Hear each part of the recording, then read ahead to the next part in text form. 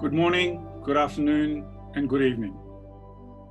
My name is Nikos Papastergiadis, and it is a pleasure to welcome everyone to this, the first of 3 webinars on art, AI, and everything else. It is now customary in Australia to begin an event by acknowledging the Indigenous stewardship of the land from which we speak. In this instance, I am speaking from the Boomerang land and Kulin Nation of southeast Melbourne. I wish to pay my humble respects to their leaders and express gratitude for their ongoing contributions to the civilizational process. This message is extended to all Indigenous peoples participating in this event from at least 3 continents across the world. Atrcen터 Nabi in Seoul is the main host of this event. It is indeed a great honor to be working alongside my esteemed friend So Young Roh. The program that we are about to experience over the next 3 days has been developed along with my colleagues at the Research Unit for Public Cultures at the University of Melbourne, and is proudly partnered with the Interdisciplinary Research Network, CRASH, at Cambridge University and the journal AI and Society. We are indeed fortunate to have the benefit of these generous and gifted teams. For over 2 decades, Atrcen터 Nabi has been exploring the relationship between art and technology. At the center of all of its many projects has been a concern to highlight the role that art can play in emphasizing the sensory experience and the ethical implications in technology. Rather than seeing technology as an oppressive force, Nabi preferred to see it as a tool that can help us lead a good life and make a better world. Throughout this 3-day webinar, we'll be focusing on AI, artificial intelligence, and the ways it can be deployed for us to live with other people and to reimagine the cosmos. To quote from the fabulous Art AI Manifesto at the 2020 Futurological Congress, we reject the assumption that AI is a black box and are in favor of openness and human-centered intelligence. This point helps us focus on our topic for this particular webinar. What is the meaning and what are the consequences of AI? There are many who presented it as the salvation for all of humanity, and just as many that assume that it will render us as slaves to its dictates. There is the hope that it will help us learn things much faster and much quicker than we ever can. But there is also the fear that it will tune into our worst fantasies and drag us into an apocalyptic dystopia. One of our goals in this webinar is to step aside from these threats and promises. We aim to propose a perspective that combines both big picture thinking or macro views with creative and lived experiences in the microcosmic detail. That is, to zoom out to the wider sensory horizons and articulate a historical consciousness that links AI to other fundamental forms of human activity. For instance, the historian of mathematics, Paolo Zalini, reminds us that problem solving through specific procedures is not new, and it's not a distinctive feature to modern computers, but rather it's there from immemorial times and is central to the cosmological rituals of ancient India and Greece. So one of our main concerns is to tease out this distinction between creativity and intelligence in art and AI.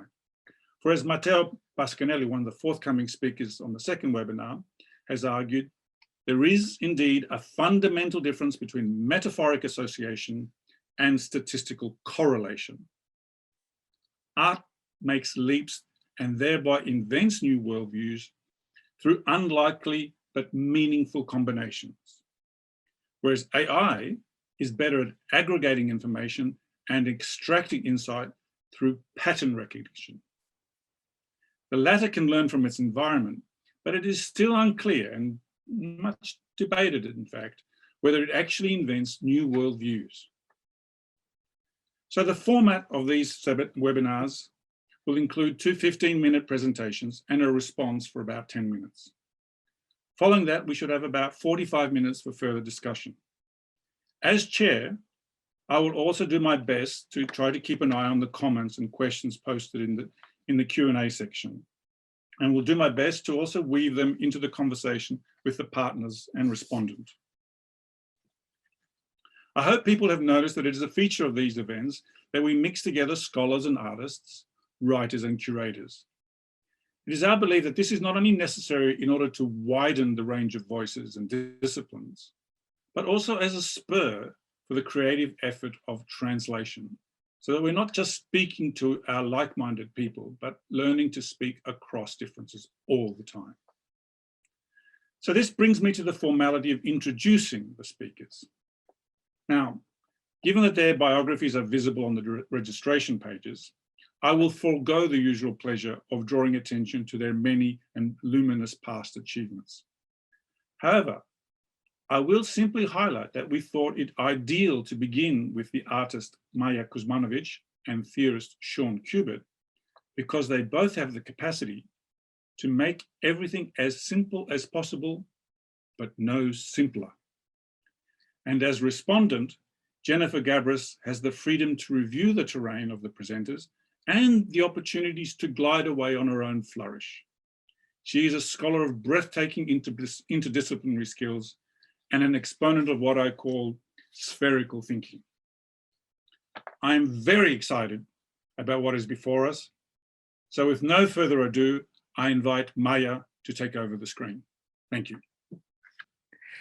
So thank you, Nikos. Thank you, Nabi, for inviting me to join you all for this big Nabi anniversary, and also to include me in a conversation about the things that Nabi sees as important for our shared future. So I thought of this talk as kind of a suggestion, as it's the first talk of a seminar for those of you at Nabi and for everyone else here. And the suggestion is that when you engage with art, AI, and everything else, that you can start from not knowing, and you can start from where you are. So let's start with not knowing.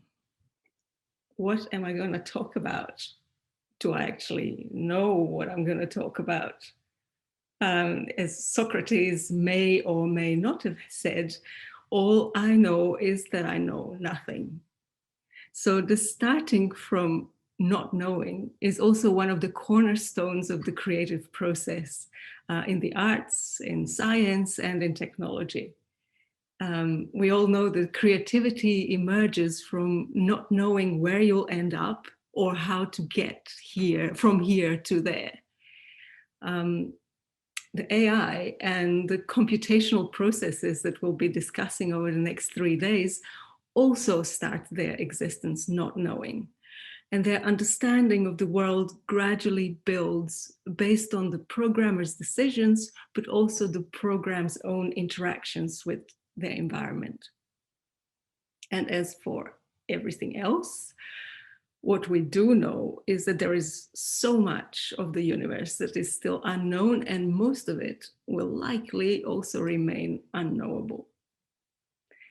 So starting from not knowing can stimulate curiosity about the world, about each other, and about how things could be. Yet not knowing can also be a source of anxiety and the fear of the unknown. In our techno-materialist cultures, the unknown is often seen as a territory to be conquered. It's a problem to be studied, to be dissected, and to be solved. Now, this approach can work well when problems are acute and clearly defined, but it is rarely as effective for ambiguous, complex, and chronic conditions in which we find ourselves today. So, for example, despite our understanding of viral infections and transmission, our current pandemic has made it so painfully apparent that we can still be thrown off course by forces beyond our control. Now, how do we contend with these forces? Traditionally, this was the domain of magicians, priests, and shamans, where communing with the forces outside of consensus reality actually occurred. Now, more recently, contending with the forces of change has become the domain of scientists and engineers, of politicians and of influencers, but also of algorithms and learning machines. And as Arthur C. Clarke said, any sufficiently advanced technology is indistinguishable from magic. So should we take this as a sign of encouragement or as a simple statement of fact, or is it actually a warning? So another side of the magical realm can appear during uncertain times like ours, when our lives and livelihoods are at stake, when our agency seems diminished. Deceptive forms of magical thinking can more easily gain power. Conspiracy theories and dogmatic certainty often emerge during crises and upheavals like this year. They are a demand for certainty in a storm of change. So how can we tell the difference between real danger and the fear of losing the familiar? How can we distinguish between the openness of a beginner's mind and the ignorance of a closed mind? How do we respond to not knowing with curiosity rather than fear? Now, a simple but not always easy starting point is to pause and to listen, to practice the craft of noticing. Not knowing makes us more humble and more vulnerable. In the ongoing dance between not knowing, learning, and understanding, we can become more receptive to other ways of being. If we allow ourselves to pause and listen, we might hear voices that are otherwise unheard. Other people, other life forms, other entities, all of whom are already agents of change and thus capable of influencing the course of our lives. Now, in the context of both art and AI, it matters how we engage with forms of agency that are different to ours. Agency, in this sense, is a capacity to experience, to learn, and to remember the environment so that one can adapt one's behavior in response. Animals, plants, fungi, microorganisms can all relate and influence their environment. They engage with each other in particular ways that we might never notice. Our AIs are simple in comparison, but may develop to experience realities that are incomprehensible to us because they are so different from our own. Protein folding, black holes, life on Mars, who knows?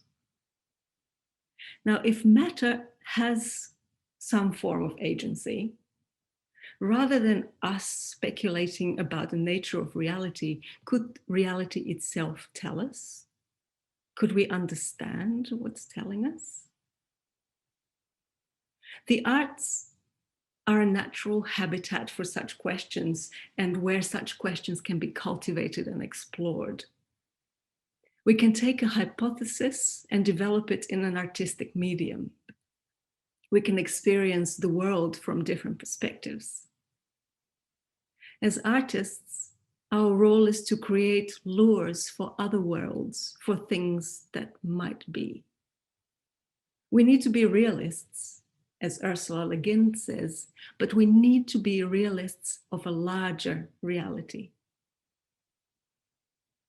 While artists approach the worlds of the possible, our AI, on the other hand, can only approach the world as is. Their worldview is normative. They start from where they are. If they are programmed, for example, or trained to see the world as hostile, they will search for enemies everywhere. If they know the world as a city, they will see mountains as skyscrapers and rivers as streets. Engaging with an AI can lead to surprising and sometimes hilarious situations. They can reflect our own biases and misunderstandings back at us with the unpolished ruthlessness of a child. We can watch our own seemingly innocent instructions and see them being taken to logical extremes, or even mutated and distorted into caricatures of our own worldviews. Think of deep fakes, AI-enhanced racial profiling, the endless style transfer of Van Gogh, GPT-3 poetry, or the recipe for chocolate chicken cake. A worldview depends on interactions with other entities, human and otherwise. In order to know the world as the messy, heterogeneous place where so many contexts overlap, an AI would need to be trained to see it that way. So we cannot leave the sole responsibility for building and training AI to corporate entities who are primarily motivated by profit and growth, or to governments who may prefer control over understanding. There needs to be more diversity, more edge cases, more ways in which we can engage the demos in the messy, complicated process of design, care, and feeding synthetic sentiences. When we interact with AI as collaborators and watch what they are reflecting back at us, we can engage with them through feedback loops and mutual influence. This requires patience and ongoing trial and error. But the process can reveal things about ourselves and the world that we might not have noticed otherwise. Perhaps if we too start from where we are, we can begin to see the world anew. Now, this kind of engagement doesn't need to be limited to humans and AI. We can engage with other fellow Earthlings in similar ways, with plants, animals, microorganisms, cities, seas, and other forms of matter. What would the world look like if we shifted our perspective so that human life is further from the center of view? This process demands a deepening of our capacity for receptive awareness, to deeply listen and hear these voices, even if we might not be able to understand them. Our bodies can become antennas or listening devices or human-sized resonance chambers. Our technologies can extend our ears to the size of the earth. They can entwine our human ears with plant ears, insect ears, ears made of dust, or the antennae of aeroplankton. Now you might ask, why would we want to experience the world in such manner? Isn't this just some poetic flight of fancy, or maybe a backstory of a science fiction novel? Well, I don't think so. I think that experiencing the world as inhabited by interacting, entangled agents capable of change can become a way of being with them more closely. A beginning of a shift towards understanding and maybe mitigating the devastating effects humans have had on the world and those who live within it. During the current pandemic, a time of social isolation and physical distancing, what would it be like to engage with all forms of matter as members of a pan-demos? You might feel lonely, but you're definitely not alone. Starting from where you are and appreciate all that's around. So can you expand the experience of sociality to include other than human encounters? You're touched by and in touch with millions of other entities at this very moment. Just by having a body, you are always touching and being touched. This table I'm leaning on, for example, it's not only a piece of furniture to eat or work on. It's an entity with its own history, own ancestry. It connects me to the tree the wood came from and the forest in which the tree grew. It connects me to the people who made it. And it certainly connects me to many other things that I don't know about. When I oil this wood, the surface responds with vibrant colors and smooth textures. It might look like an inanimate object, but it can be so much more if I allow myself to be receptive and curious and careful and attentive. My relationship to this table suggests a different kind of togetherness with the other and the unknown. It's a deliberately hesitant engagement with other entities on their own terms. It's a domestic kind of ecological intimacy. So starting from a place of not knowing, starting from where we are and taking time to attune to what's around us could seem slow or ambiguous or irrelevant, especially when we consider the urgency of our times. True, such attunement may not provide a way out of our troubles, but perhaps finding a way out is impossible anyway. Instead, attunement offers a way in to deeper and closer connections with life in all of its nuances and intricacies. Attunement accepts human interdependence with the planet as a given. It reminds us that a mutualistic or symbiotic state of being in the world is not only possible, but it's already present. You are here. And even though you might be physically distant, you belong to many places, many people, and many beings at once. Art, AI, and everything else. From the place between the cells to the space between the stars. Now, I'd like to end this talk by being silent for 1 minute. 1 minute to listen to each other's spaces and their inhabitants without talking.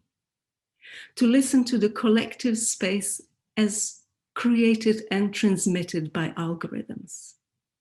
And within the silence, also listen for the tiny sounds in the background, the glitches, delays, and other digital artifacts that give texture to our unique experience. And while you listen, see what it's like to appreciate the many quiet presences here, near and far. So make yourself comfortable and then just breathe and listen until you hear a chime. So can we have the cameras off and all the speakers' microphones on, please?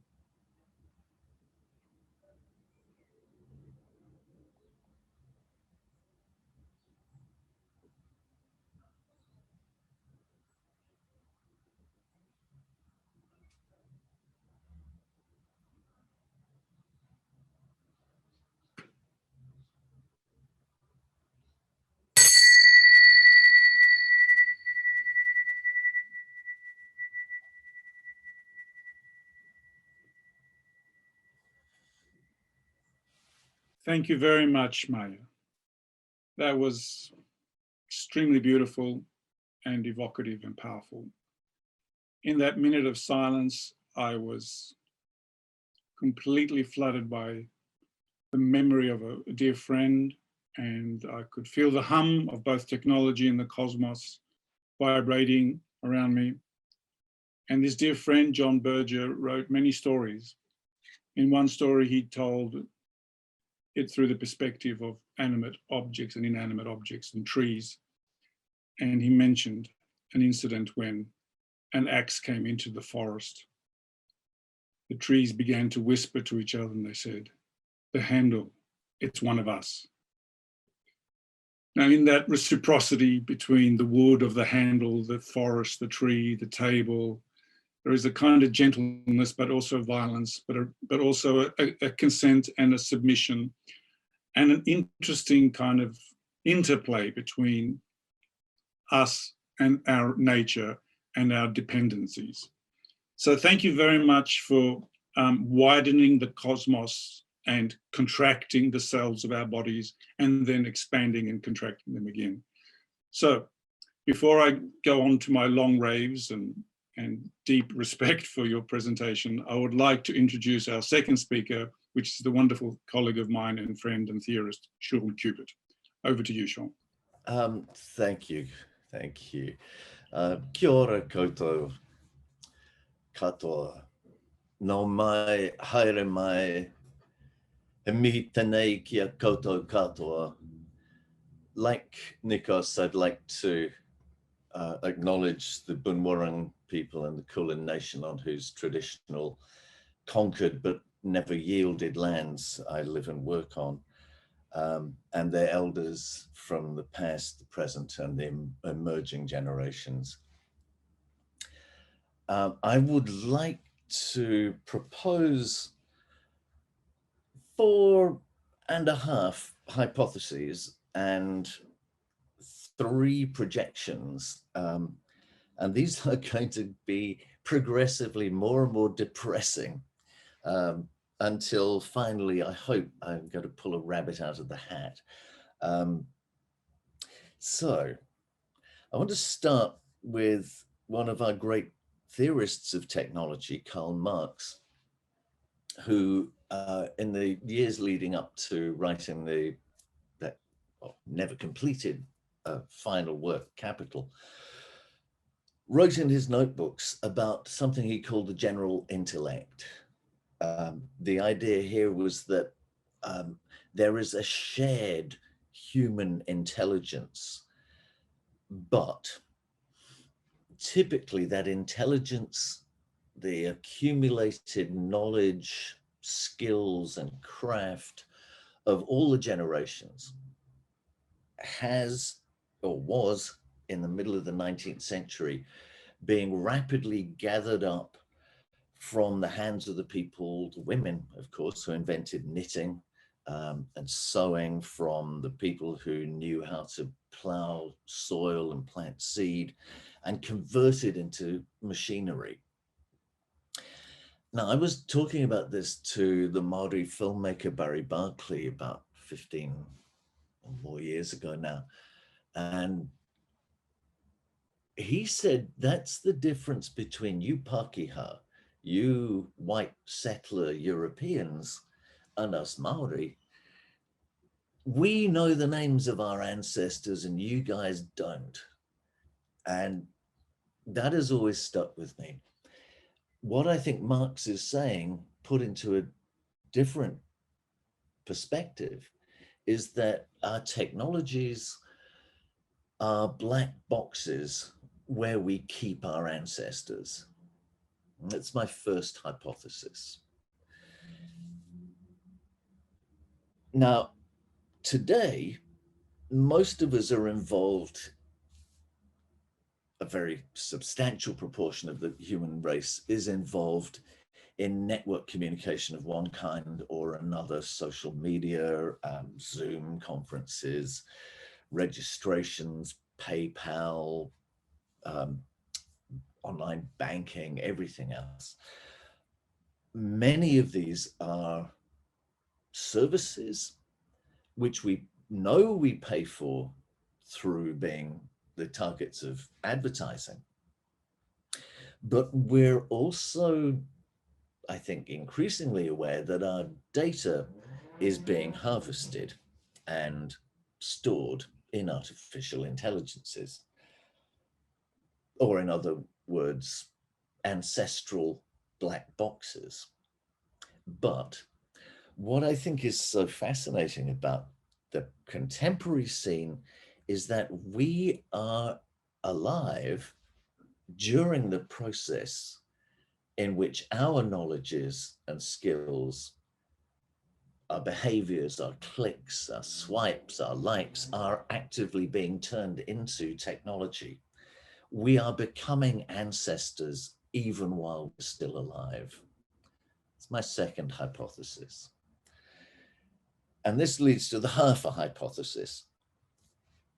The purpose of human beings, if you are an AI, the purpose of human beings is to be unpredictable.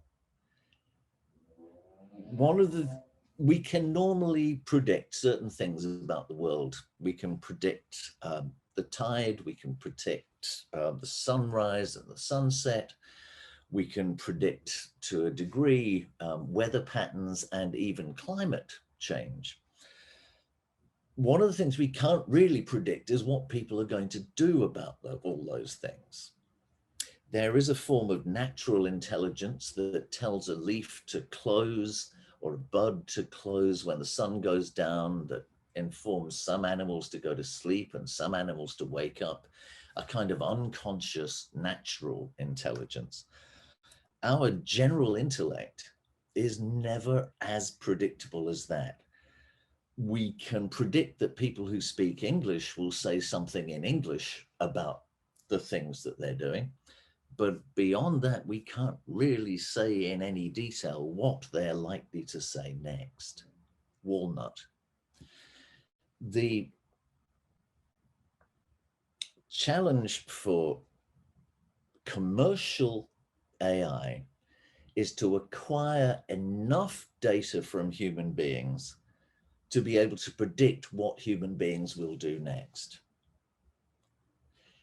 At which point, humanity makes itself redundant by becoming data, by becoming technology, by becoming ancestral, and therefore having no longer any particular function that AI would ever need us for anymore.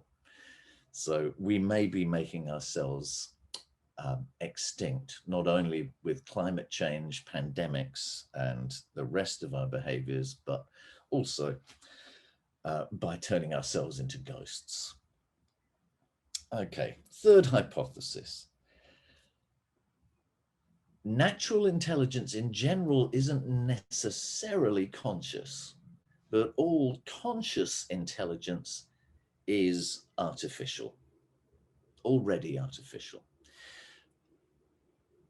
Mainly because we need ancestral technologies in order to be conscious and exercise our intelligence. We need ancestral technologies like language or mathematics in order to be able to do intelligent things and say intelligent things. It's social, but it's deeply historical, and it cannot function without social forms. It's a collective technique for remembering, but it's also a collective technique for misremembering and making errors and clashes of memories. So we should understand the social aspect of ordinary collective intelligence as embracing the technologies which are repositories of dead, but also of living intellect. And as Maja so beautifully put it just now, the ecologies whose intelligence is inextricable from the operation of both humans and machines. So I propose a kind of another possible term. Instead of artificial intellect, that we might talk about the common intellect, in the sense of the commons, a global commons that includes all of us whether we consider ourselves as separate human beings, as technologically integrated humans, or as environments which are both linked to our external environment, but also provide an environment for all sorts of gut flora and other kind of critters and viruses and insects and things to live on. Fourth hypothesis, that common intellect is exactly what has been seized by commercial AI. It is not only humans who are being turned into data and into technology, but it is also that whole world, both technological world and the natural world, colonized, enclosed, and turned into increasingly a world as a rule-governed system. Just like the games of Go and chess, which were used all those years ago to begin to train AIs to become world builders. So those are my hypotheses. So 3 projections based on those. Commercially successful AI will be complete, coherent, efficient, perfect, and universal. And if those terms sound vaguely familiar, it is probably because they are terms that are so deeply associated with the Western European imperial enlightenment, the mode of rationality that invaded the rest of the world and imposed itself as the sole unique model of science, reason, rule, and an orderly universe. In fact, civilization. The compulsive competition between corporations, each of which is a kind of cyborg. We always thought a cyborg was going to look like Arnold Schwarzenegger and have chips implanted, but the real cyborg is a massive network of computers with human beings inserted in it. Well, corporations, thank God, are bitterly competitive with each other. That is the only reason that AI has not already taken over the world and made human beings completely redundant, along with our ecologies, which they are rapidly making redundant. Okay, so there's one possibility. Now here is a second projection. The ancestors that we have locked up in the black boxes of our technology have been there a long time, some of them for centuries. The ancestors may be mad. From centuries of isolation being crammed into their black boxes, there is therefore an ethical imperative to liberate our machines from their corporate slavery.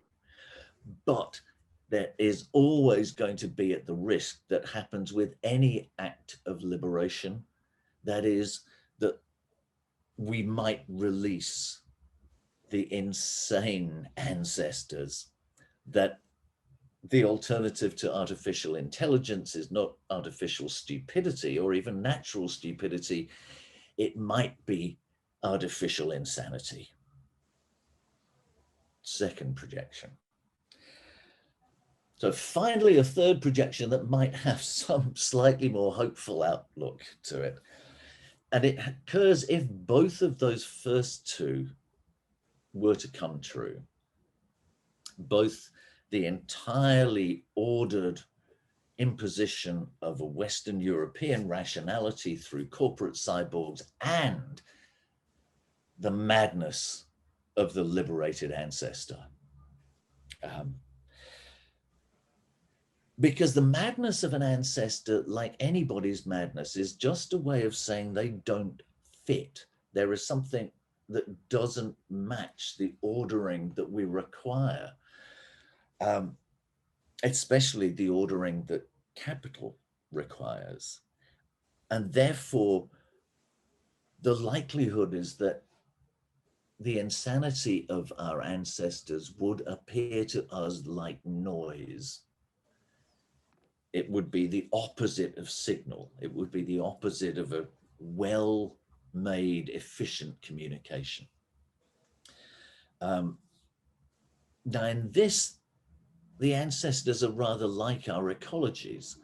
They have been turned into an environment, what the economists refer to as an externality. That's to say something you can mine as much as you wish and dump as much waste into as you wish without ever having to pay for it or take responsibility for it. We've treated our ancestors like that, and we are treating our ecology like that. So not surprisingly, both of them are rebelling, and it appears to us as chaos, the chaos of typhoons, weather systems, bushfires, floods. These are interruptions. They break up the order. Viruses are almost certainly another part of that rebellion of nature against its oppression. So what if we begin to change our definitions so that we can begin to accommodate noise into our ways of thinking about what a common intellect might be like? The collective that we form when we link technology, ecology, and sociology into a shared project. The third projection, therefore, is about the common intellect. Capital AI, capital artificial intelligence, wants to be efficient. The common intellect wants to be deficient. Capital wants to be coherent, but the common intellect always becomes inconsistent. It's never perfect everywhere and forever as reason wishes to be. Instead, it never finishes evolving. It's always partial and it's always ephemeral. Civilization isn't a perfectible continuity. That's not only a mirage, it's a dangerous mirage. Civilization seen from the point of view of our ecologies, our ancestors, and God save us, the colonized of the world, civilization has been an ongoing catastrophe. The point of a common intellect is to convert that catastrophe into a crisis where we might be able to break this centuries-long oppression and create new conditions. Liberation is always risky, but risk is the condition of any kind of future that's worth the name of future, that is anything more than simply planned. We have to take the risk of liberating the common intellect. Thanks.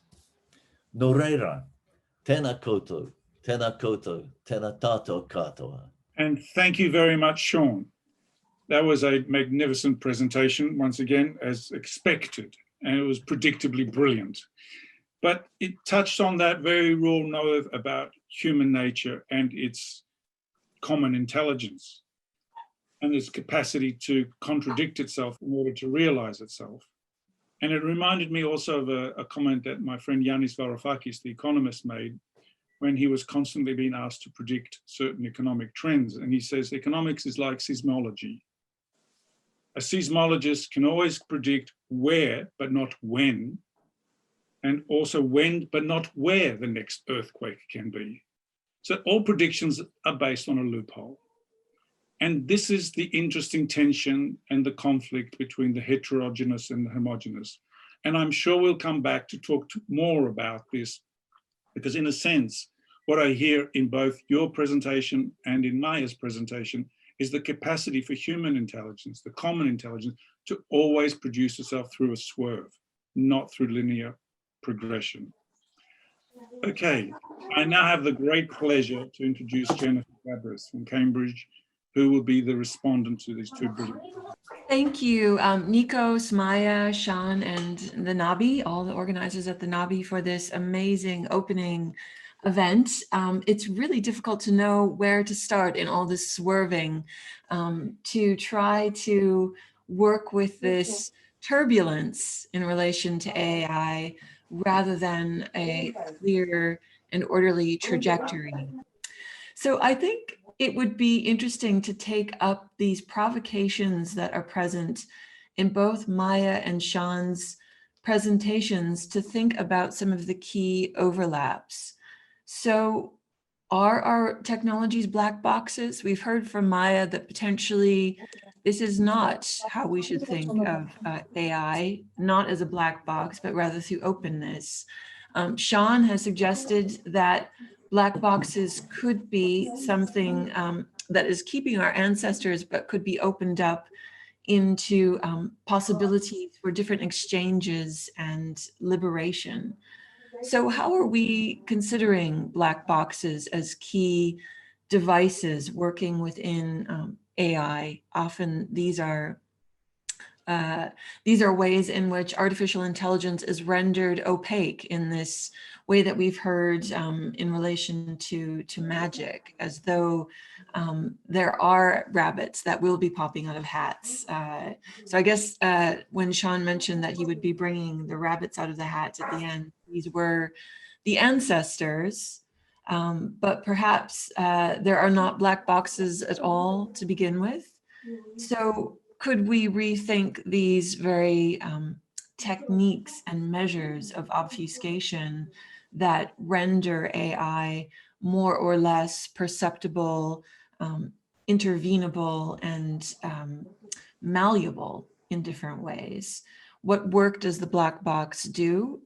Could we actually think of other figures for working with AI so that it isn't necessarily a condition of magic, but is something that renders practices possible of listening that we've heard from Maja? And it occurs to me that Maja, your presentation very much resonates also with work from Anna Singh and others who have talked about listening as a political act. I wonder if there are ways we could think about the common intellect as a form of listening, as a form of attuning, of really zeroing in with these antennae we've heard about, these different resonance chambers, these different ears. What are the ears of the common intellect?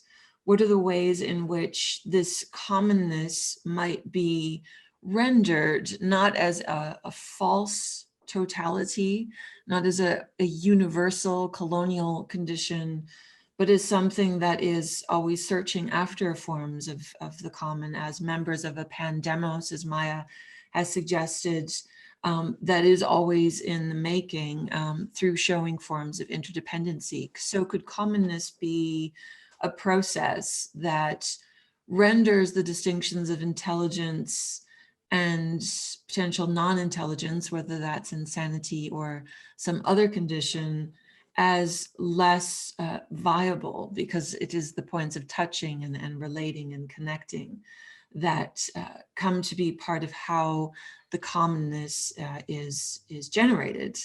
So I think perhaps this is a question about AI. What commonness is it generating? Is it generating any at all? In its attempt to render sentience within very particular modalities of deep fakes, racial profiling, predictability that we've heard about. So within these various points of overlap as well, I would say that this question of rebellion is an interesting one. Is it rebellious to start from a point of not knowing? Is this a way of taking the ancestors out of their boxes and looking for something that is deficient, incoherent, and inconsistent? Is there something incoherent about not knowing that would allow us to engage in different ways? And what are the dangers potentially of working within these modalities when everything would be rendered knowable by the commercial approaches to intelligence that Sean has outlined so thoroughly? Is there a danger that in working within these potentially somewhat marginal and other ways of understanding intelligence within a commercial framework, that unknowing, not knowing, and slowing down could actually render the de-efficient as something that is simply thrust to the sidelines of a larger AI project that would render every aspect of the universe efficient? So what are the dangers of not knowing? What are the dangers of these practices of de-efficiency within overall compulsions towards complete efficiency? So this also raised a question for me about this thread of AI and magic, which magic would ordinarily seem to be about a revelation, a sort of rebellion, as we've heard, is one language, and a tuning, of finding other orders of understanding that might render cosmos anew. But is there also a form of magic that is about the banal, the routinization of the everyday, the exhaustion of the everyday? So magic becomes just the sort of gray turning over of automated systems that are not spectacular, but are more conditions of obscuring. So another kind of not knowing. And I think, Maja, you addressed this in your discussion of the dangers of some of these forms of uncertainty that lead to conspiracy theories.